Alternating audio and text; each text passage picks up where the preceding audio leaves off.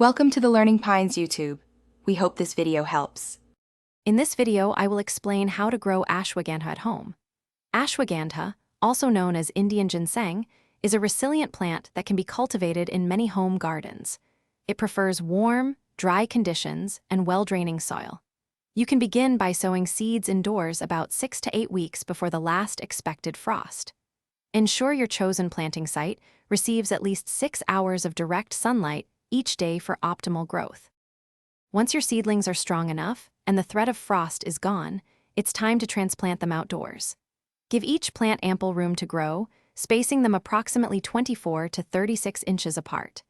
Ashwagandha prefers sandy loam soil with a slightly alkaline pH, ideally between 7.5 and 8.0.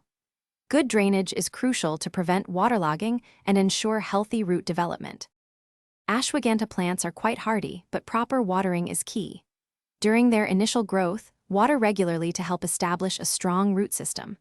Once the plants are mature and well established, they become quite drought tolerant, so you can reduce watering frequency. Be careful not to overwater, as this can cause root rot.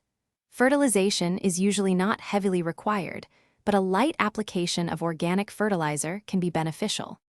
The most valuable part of the ashwagandha plant is its root. You can typically harvest the roots when the plant is around 6 months old, usually when the leaves start to yellow and dry out. Carefully dig up the entire plant, gently removing the soil from the roots. After cleaning them thoroughly, dry the roots in a well-ventilated, shaded area. Once completely dry, store them in airtight containers for future use. Thanks for watching. Consider subscribing if we helped you.